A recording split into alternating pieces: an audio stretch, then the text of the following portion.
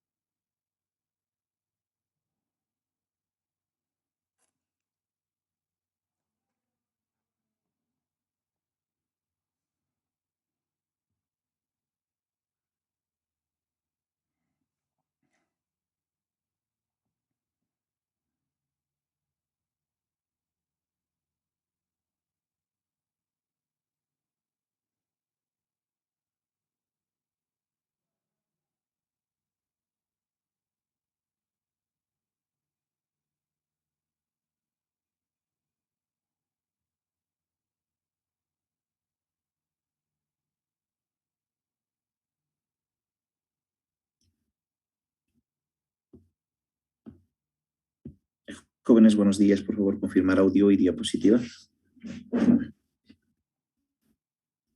Buen día, doctor. ¿Se escucha bien? Muy amable. Vale. Bueno, el día de hoy vamos a avanzar con ustedes lo que es los conceptos de volúmenes y capacidades pulmonares, ¿de acuerdo? Ustedes están viendo acá en la imagen de la diapositiva un espirómetro. Este espirómetro justamente va a cumplir la función de medir estos volúmenes y capacidades. Ya vamos a enseñarles, supongo que en práctica también les van a enseñar la lectura de la espirometría y la interpretación de en qué consiste estos volúmenes y capacidades. Pero este aparatito que ustedes están viendo, pues lo que hace justamente es de que nosotros podamos interpretar cómo está funcionando nuestro aparato respiratorio, desde dos conceptos que ya habíamos mencionado en la anterior clase, desde el concepto de un patrón obstructivo, ¿sí?, o desde un patrón restrictivo. Sí, en realidad habíamos visto de que estos dos grandes grupos hacían de que nosotros podamos interpretar esta espirometría, que eso es tema de otro capítulo, principalmente en prácticas, su lectura e interpretación. Pero para realizar la lectura e interpretación, entonces no nos olvidemos que debemos sí o sí de aprender los volúmenes y capacidades. Decirles de que existen 4 volúmenes y 4 capacidades, ¿de acuerdo? Entonces vamos a ir describiendo en este tema. Primero empezaremos por los volúmenes. Por lógica, primero tenemos que aprender los volúmenes y luego las capacidades, ¿de acuerdo? Bien, nosotros habíamos mencionado que la ventilación pulmonar oscilaba aproximadamente entre oscilaba entre 500 ml, que ya más o menos nosotros habíamos interpretado como uno de los volúmenes, que era el volumen corriente, ¿sí? El volumen corriente, que oscilaba entre medio litro, ¿se acuerdan ustedes? Estaba entre 500 ml, ¿sí? 500 ml. Y nosotros habíamos mencionado que la ventilación pulmonar dependía de 2 variables principalmente. Esas 2 variables estaban directamente relacionadas con la ventilación pulmonar. La primera variable era el volumen de entrada o volumen corriente, 500 ml, y la segunda variable era la frecuencia respiratoria, que oscilaba entre aproximadamente 12 a 18 a nivel de frecuencia respiratoria. Si nosotros multiplicamos entonces la primera, que es 500, que es el volumen corriente o volumen de entrada, multiplicado por 12 en este caso, entonces tendríamos una frecuencia respiratoria de aproximadamente 6 litros, conocida con el nombre de ventilación pulmonar, que es la cantidad de aire que circula por los pulmones en un minuto, ¿de acuerdo?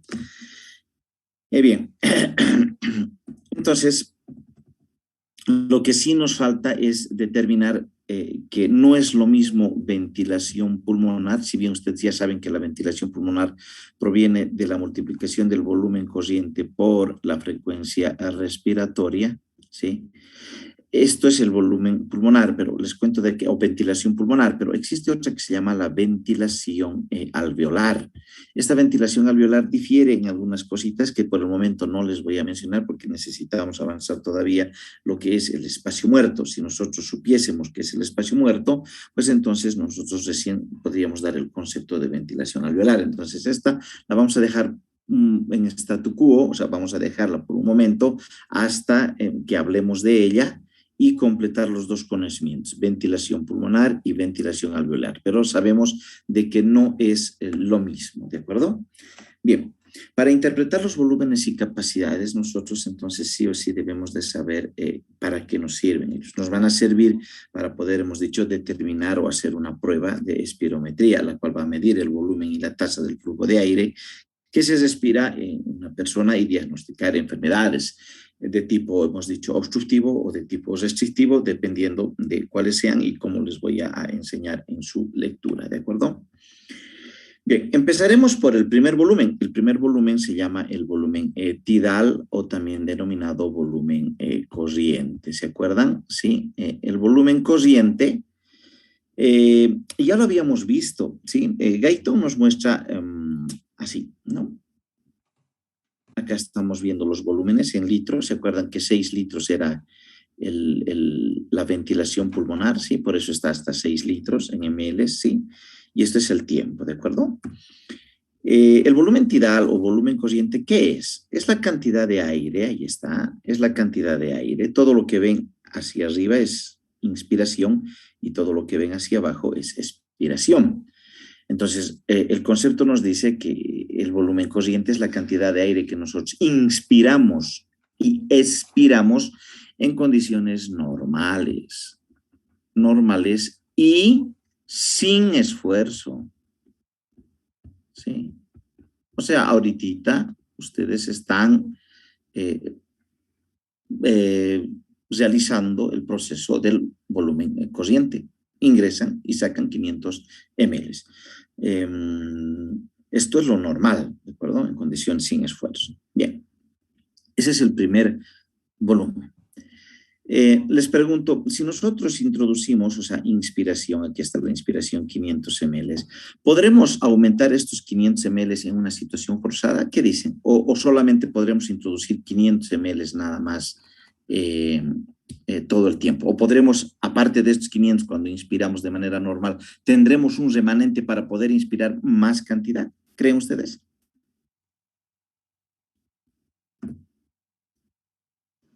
Sí, doctor. Doctor. Obvio, ¿no? Porque, a ver, imagínense, inspirar más, sí, podemos inspirar de manera forzada. O sea, esto es una inspiración normal, hemos dicho. Pero podemos inspirar de una manera forzada. Entonces, a eso le vamos a denominar el volumen de reserva, como su nombre lo dice, inspiratorio. ¿Sí? Ahí está, volumen de reserva inspiratorio. Ese sería el segundo volumen. Este volumen se caracteriza por ser un volumen adicional a los 500, que era el volumen corriente. Adicional a ellos, nosotros podemos, en este caso entonces, inflar o insuflar nuestros pulmones con 3.000 ml más, o sea, 3 litros más, aparte de los 500 que nosotros ya teníamos. Entonces, a ese volumen se llama volumen de reserva inspiratorio o VRI, ¿sí? Este volumen de reserva inspiratorio será en condiciones forzadas, ya no de nivel normal, sin hacer ningún esfuerzo. Entonces, esos son dos volúmenes ya que estuviésemos avanzando y entramos al tercer volumen. Si hay un volumen de reserva inspiratorio, la lógica me dice que va a haber un volumen de reserva expiratorio. Eso es una lógica, porque no solamente nosotros inspiramos. Entonces, justamente el tercer volumen es el volumen de reserva expiratorio. Este volumen de reserva expiratorio es la cantidad de aire que nosotros expiramos de manera normal. Sí, aquí está. Miren, estos diagramas que están viendo y animados, que por cierto nos ha costado bastante animarlos porque Gaito no nos muestra así, nos da todos los volúmenes. A ver, chequen acá. Aquí había volumen corriente, este sería el volumen de reserva inspiratorio, y obviamente la expiración va a estar en expulsión de aire, ¿no? Entonces el volumen de reserva expiratorio es esto. Están checando acá. Es lo que expulsamos. Después de una inspiración forzada, pues viene la expiración forzada. Eso es lógico, porque aquí estaría la expiración normal, que sería también 500 ml, ¿no ve? Pero esta es una expiración forzada producto de una inspiración también forzada, no se olviden de eso. Este volumen de reserva expiratorio mide 1100 ml. ¿Sí? Esa es la cantidad de aire que expulsamos después de una inspiración forzada. Muy bien. Ya tenemos 3 volúmenes y por último tenemos el cuarto volumen. Este cuarto volumen es sumamente importante que nosotros aprendamos porque nos va a servir también para una interpretación a cabalidad de qué capacidades tenemos que utilizar en la lectura de una espirometría. Este volumen se llama residual. Hasta su nombre es muy subjetivo, ¿no es verdad? O sea, nos dice residual, que algo queda. Eso quiere decir residuo, residual. Y justamente es el volumen de aire que queda en los pulmones. Les comento que en los pulmones se queda algo de aire, que es 1200 ml. Sí, miren, acá estaba el volumen de reserva expiratorio, ¿sí? Y acá esto, miren, no está marcado por ninguna curva, si ustedes se están dando cuenta. ¿Por qué no está marcado por ninguna curva? Porque es la cantidad de aire que se queda. Los pulmones no se vacían. ¿Se acuerdan? Un concepto básico que habíamos mencionado, que los pulmones nunca están totalmente desinsuflados, sino semi-insuflados gracias a las características que le daba la pleura, que eso hemos visto en la anterior clase. Pues entonces estos pulmones, al estar semi-insuflados, justamente se da y se presenta con una cantidad de aire que nunca sale normalmente de los pulmones, y esa cantidad de, perdón, no de sangre, cantidad de aire es 1200 ml. Entonces, ya hemos visto los 4 volúmenes importantes, ¿no? ¿Cuáles habían sido esos 4 volúmenes importantes?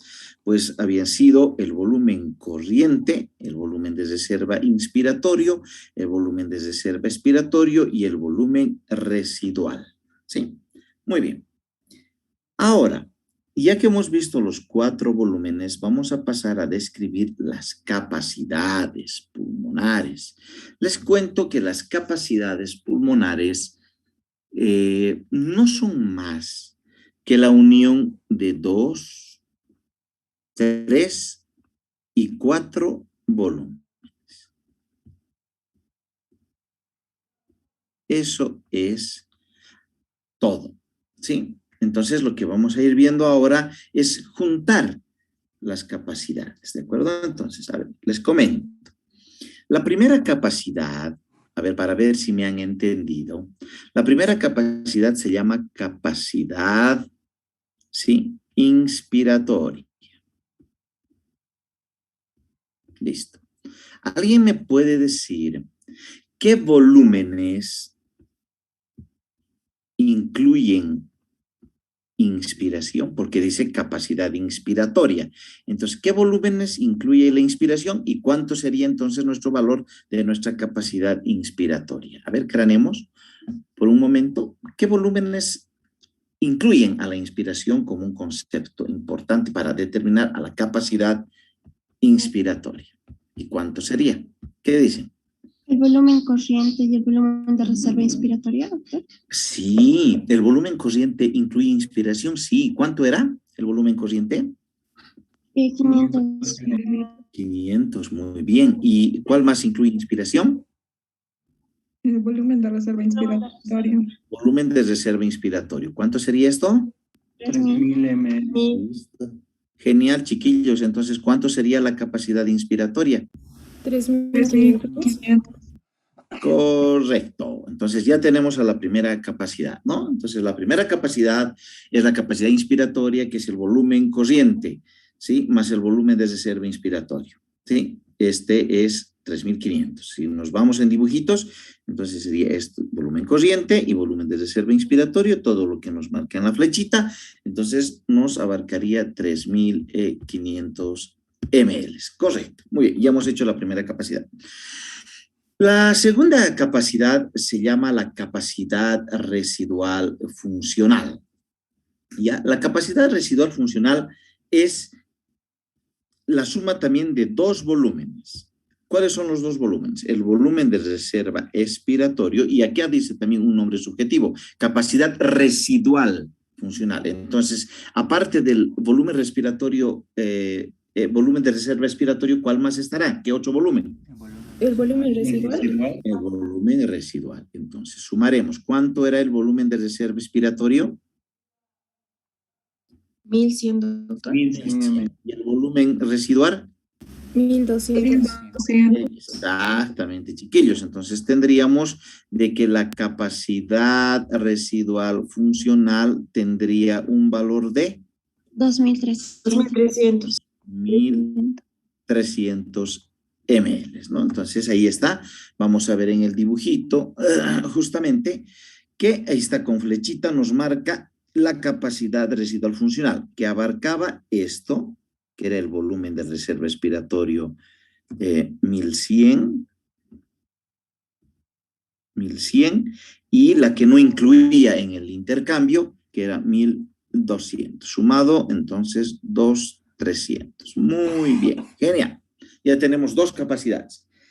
Vamos a ir a la tercera capacidad, y esta es sumamente importante, sumamente importante. O sea, se denomina la capacidad vital. Entonces, cuando ustedes escuchen la capacidad vital, esto es vital para mi aprendizaje, tienen que decir, ¿no? Esta es la más importante de todas las capacidades, ¿sí? Esta suma tres volúmenes. ¿Sí? Suma tres volúmenes, ¿sí? A ver, ¿quién me dice qué volúmenes van a estar en esta capacidad vital que es la más importante? El volumen residual, doctor. Más al contrario. El volumen residual no entra acá. Justamente ese es el que no entra. Entonces, tal vez el TIDAL, el de reserva inspiratorio y reserva expiratorio. Correcto. Exactamente. No entra en la capacidad vital el volumen residual. ¿Sí? ¿Cuánto sería entonces nuestro valor de la capacidad vital, que se abrevia CV? ¿Cuánto sería? 4600. 4600. Jamás se olviden de esta. Sí, que se denomina capacidad vital. Ahí está, la capacidad vital entonces sería la sumatoria del volumen corriente, del volumen de reserva inspiratorio y del volumen de reserva expiratorio. O sea, todos los que forman curvas, justamente, porque el que no formaba curva era el volumen residual, ¿no es verdad? Que estaba acá. Ese era lo que quedaba en los pulmones. Tenía un valor de 4600 ml. Sumamente importante la capacidad vital. Y por último tenemos la capacidad pulmonar total, obvio, pues, ¿no? ¿Cuánto será la capacidad pulmonar total? Primero, la capacidad pulmonar total es la sumatoria de todos los volúmenes, pues, ¿no? ¿Cuánto sería entonces nuestra capacidad vital, nuestra capacidad pulmonar total? 5800 ml. 5800, que más o menos asemejaba a lo que nosotros habíamos llegado a 6 litros, ¿se acuerdan? De oxígeno por minuto, ¿sí? Entonces, acá lo único que hacemos es sumarle el volumen residual, que era 1.200. Entonces, con esos 1.200 llegábamos a la suma de 5.800. El espirómetro, ese aparatito que les he mostrado, el espirómetro pues me va a ayudar a detectar la funcionalidad del pulmón, hemos dicho, ¿no? Y les he dicho, para mí, les cuento que la más importante era la capacidad vital y no la capacidad pulmonar total. ¿Por qué? ¿Por qué les he dicho que la anterior era la más importante, que solamente tomaba en cuenta 3 volúmenes versus esta capacidad que toma a los 4? Yo mejor agarraría pues a estos 4 volúmenes y para mí sería mejor la capacidad pulmonar total, porque he dicho que la capacidad vital es la más importante. A ver, ¿quién me dice? La lógica de que yo tendría que tomar en cuenta a la capacidad pulmonar total porque toma los 4 volúmenes y sería mejor para mí interpretar el funcionamiento pulmonar. ¿Qué opinan? Pero no es así.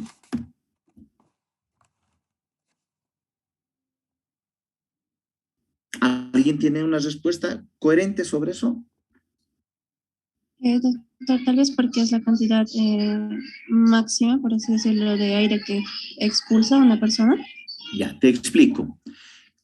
¿Quién no estaba inmerso en los volúmenes para la capacidad vital? ¿Quién no estaba? El volumen Residual. Ah, el volumen residual. El volumen residual, chiquillos, no se mide, pues. ¿Por qué no se mide? Porque está ¿dónde? En los pulmones. Esto queda en los pulmones. Esto no podemos medir en el aparato porque no vamos a... A ver, ¿quién participó al último, por favor? ¿Me se recuerdo? Yo, doctor. Ya, a ver, un cachito, por favor. Ahora sí. A ver, ¿quién fue? Fátima. Sí. Fátima, te pregunto, ¿cómo se llamaba el aparatito que te he mostrado? Espirómetro, doctor. Ya, a ver. Espirómetro. ¿Qué querrá decir espirómetro? A ver, la primera palabra, ¿qué te sugiere? Expiración, tal vez, doctora. Ah, Me viene a la mente. genial. Genial, que vas a expirar, seguramente vas a hacer... Ah, vas a botar aire, muy bien. ¿Y será que al botar aire para ese aparatito, será que vas a botar esto? No, doctor, se va a quedar en los pulmones. Ah, entonces, ¿por qué había sido importante la capacidad vital? Porque el espirómetro mide esto, no va a medir la capacidad pulmonar total. Ahora está claro por qué es más importante la capacidad vital con sus 3 volúmenes, chicos. Sí, doctor. Perfecto, eso jamás se olvida. O sea, les estoy poniendo como un dato sumamente importante, ¿de acuerdo? La capacidad vital, eso jamás se olvide. A ver, vamos, ¿qué es esto? ¿Quién me dice? Rapidito.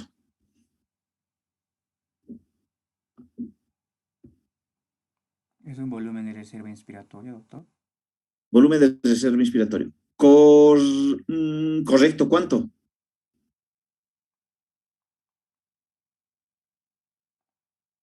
3.000, doctor. 3.000 ml. Listo, vale, genial. ¿Qué es esto? ¿El volumen de reserva? ¿De reserva qué? Porque hay 2 volúmenes de reserva. Inspiratorio. Respiratorio. ¿Cuánto? 1.100 100 ml. ml. Muy bien, genial. ¿Qué es esto?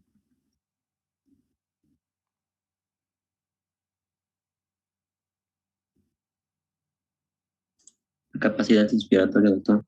Correcto, ¿cuánto? 3.500, doctor. Genial, muy bien. ¿Qué es esto?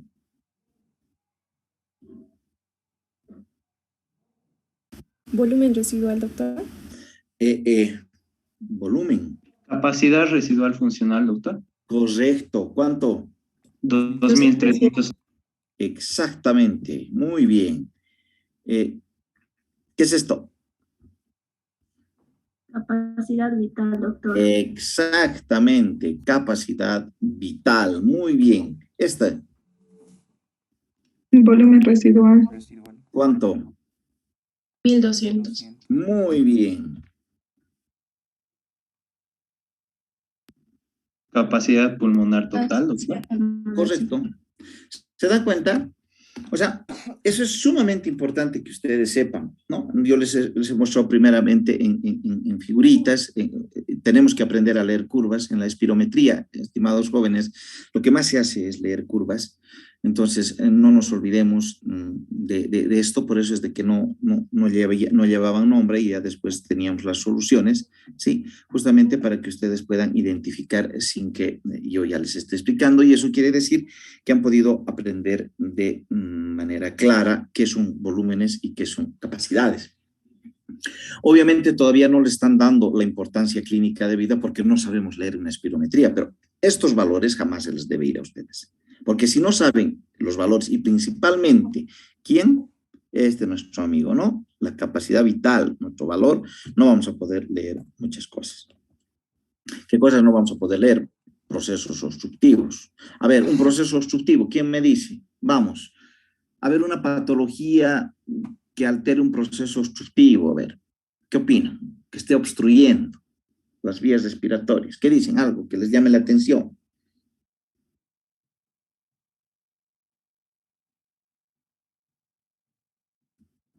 ¿El asma, doctor? Ah, el asma, ya, a ver, ahí está el asma, ¿no? Entonces aquí está nuestra vía respiratoria, ahí está obstruyendo, ¿no? Por moco, los bronquiolos, los alveolos, comprimidos más, entonces una vía, un patrón obstructivo. Muy bien, ¿qué más?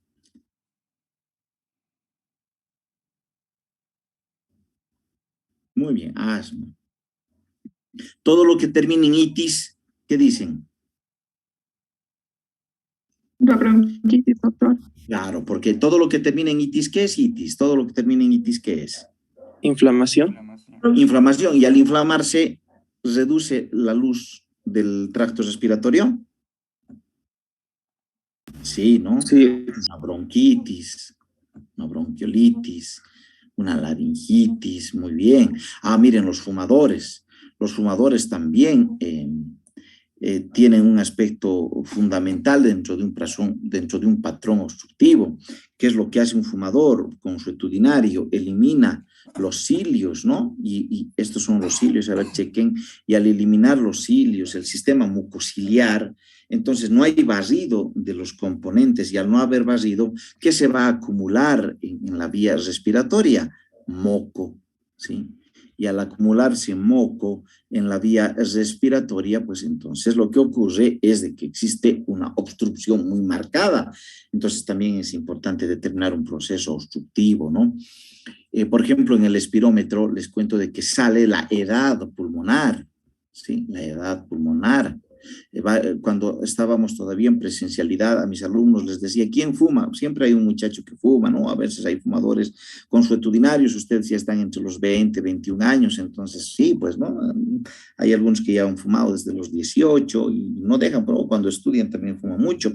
Entonces, al hacerle la espirometría, que es la técnica que les vamos a enseñar en práctica, por favor, y exijan siempre a sus docentes de práctica que les den, nos salía edad pulmonar, y ha habido casos donde yo les voy a mostrar, tengo ejemplos de la espirometría, donde un joven, por ejemplo, tenía 20 años de edad, ¿sí? Y su edad pulmonar, cuando hizo su espirometría por haber fumado, él presentaba 50 años. Eso quería decir que sus pulmones ya tenían 50 años de edad pulmonar, ¿sí? Versus la edad que él tenía cronológica a nivel de su edad. Entonces, aspectos fundamentales, ¿no? ¿Sí? Importantes. Una bronquitis, ¿no? Una bronquitis, entonces lo que va a hacer es tapar, ¿no? Los bronquios y también, o los bronquios inflamados, y por ende también es un proceso inflamatorio. Hemos dicho de que existen patologías denominadas EPOC, ¿sí? La EPOC quiere decir enfermedad pulmonar obstructiva crónica. Entonces, esta obstructiva crónica, todas las enfermedades que están en este rango, entonces pertenecen a procesos obstructivos, que eso es lo que vamos a aprender a leer en la espirometría con nuestros volúmenes y nuestras capacidades. Luego tenemos un patrón restrictivo. ¿Cuándo habíamos dicho que era un patrón restrictivo? ¿Se acuerdan?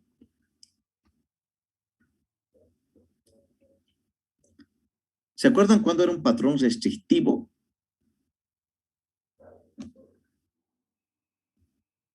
¿Cuál es un problema a nivel del órgano, doctor, del pulmón? Sí, del pulmón, ¿no? Del pulmón eso lo habíamos visto, ¿no? Con bastante detalle la anterior clase. Entonces, es un proceso restrictivo cuando el pulmón no está funcionando, ya no es la vía respiratoria obstruida. A ver, ¿qué patologías pueden hacer de que el pulmón no se insufle y desinsufle de manera adecuada? Porque ya estamos hablando de que el restrictivo abarca el órgano, como dijo su compañero Alexander.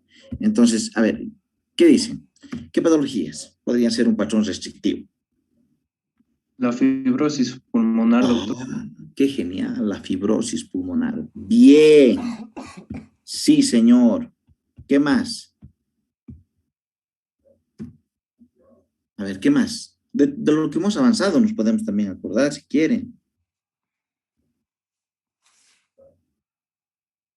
Un neumotórax, ¿sabes, doctor? Correcto, un neumotórax. Hemos hecho un énfasis muy marcado en la anterior clase sobre el neumotórax, el tratamiento del neumotórax.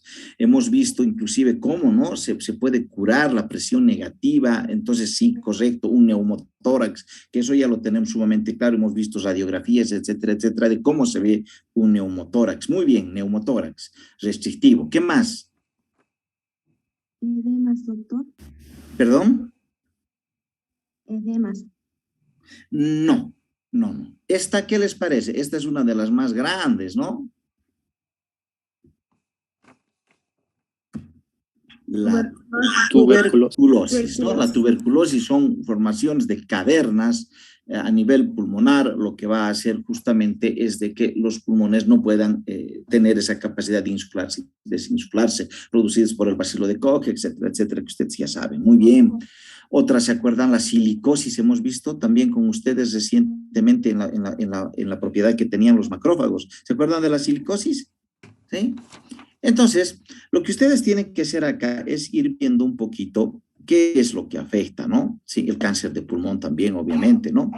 El patrón restrictivo afecta al órgano y el patrón obstructivo hace de que afecte al sistema de conducción a nivel del tracto respiratorio. Entonces, son aspectos fundamentales que no debemos dejar de lado para que después cuando aprendamos a leer, ustedes facilito van a decir, viendo las capacidades que nos ha enseñado el doctor y los volúmenes, entonces yo determino que es un patrón obstructivo. Entonces ahí yo ya me acerco al EPOC, que será asma, bronquitis. Entonces yo ya miré y con la clínica determinando qué puede ser.